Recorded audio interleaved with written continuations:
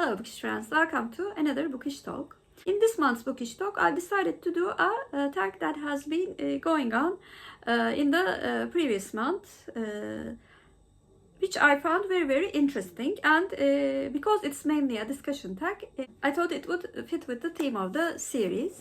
The name of the tag is Book Snob-a-Meter tag. This tag was created by That Reading Guy.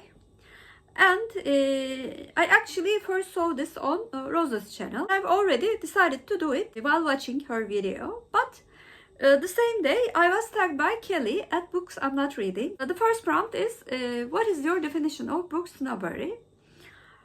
I think a book snob is someone who thinks only the books that they read is worth anyone's time. And also the true readers are the ones who read certain types of genres, and it is of course much better. They are also the genres that they read themselves. Question 2. Is there a genre or type of book you would never consider reading? Such as, would you ever read a romance? Or if you regularly read romance, would you ever try a science fiction novel? If you follow me, you know that I like reading romance. Before discovering BookTube, I never thought that I would like fantasy aside from fairy tales. However, although it is still not among my top favorite genres, I very much enjoyed many fantasy books that I've read. Right now, after 10 years, maybe with the help of being more mature, I am open to reading any genre. I think there are many good books in every genre, and I want to read them if I can. Question 3. Does erotica count as literature? It is certainly my least favorite romance subgenre, but why not count it as literature? There are people enjoying this genre, so I think it's literature.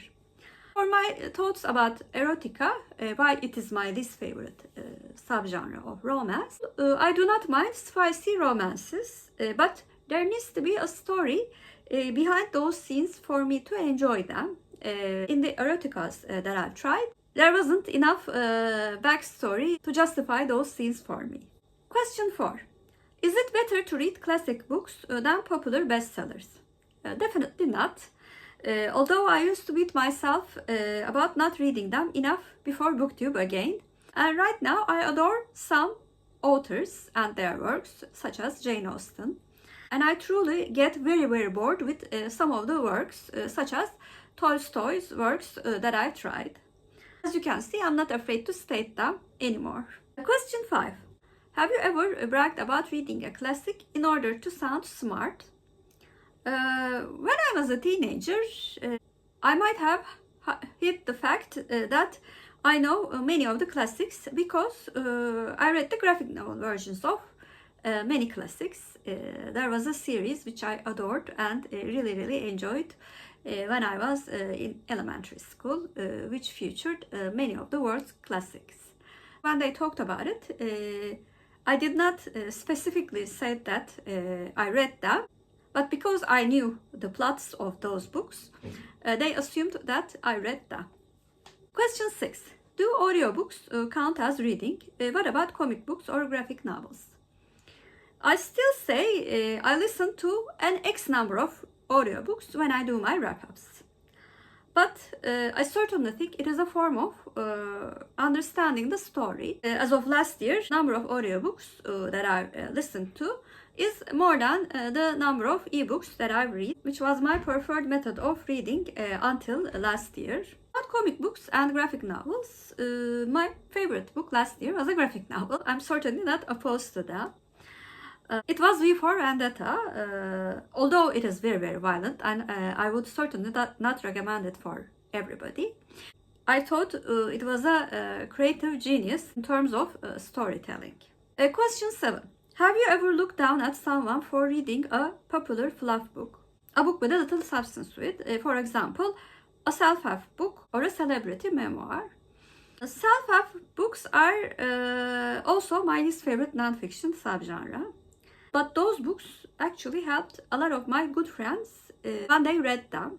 I'm certainly not opposed to them. And last week I got into the rabbit hole of self-help videos about health and exercise. So who am I to judge reading self-help books? Additionally, I think celebrity memoirs are quite interesting. Question 8. Have you ever been the recipient of someone else's snobbery? Not really. At least they did not say anything to me. But very interestingly, many in-person friends who learn that I read a lot automatically assume that I read most of the classics and I only read literary books and classics. They are genuinely surprised when I say that I like detective fiction and especially romance. Question 9. Would you ever be friends with a snob? Maybe you already are. There are self-proclaimed snobs in my friend circle and also some of my online friends, but I think they are not snobs, at least in my definition. They might be snobbish about reading some genres themselves, but they all love the fact that we read such differently. As a general rule in my life, aside from work, which I cannot escape them, I try to stay away from snobbish people. Question 10. Are people who don't read are less sophisticated than people who do? There are some readers who only read news articles and opinion pieces, but not necessarily books. When we include them, I will be maybe a snob, but I will say that yes, the people who do not read are less sophisticated.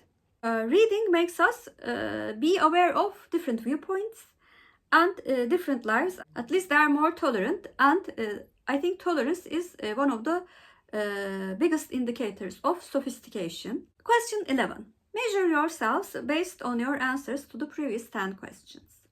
Would you qualify as a book snob? I might be a reformed genre snob. Like I said, I thought that I would not like some genres, but I was wrong.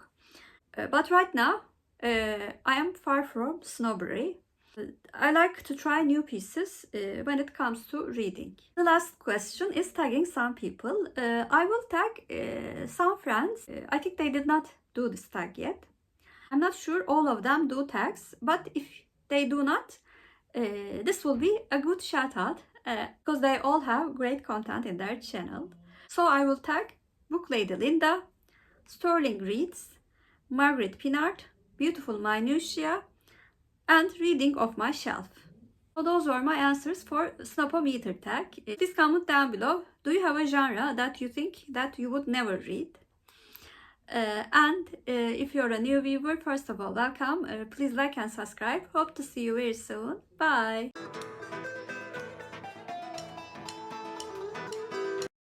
As for Turkish word of the day, I'm going to choose brag. Brag means övünmek in Turkish, and övünmek is our Turkish word of the day. Have a good day.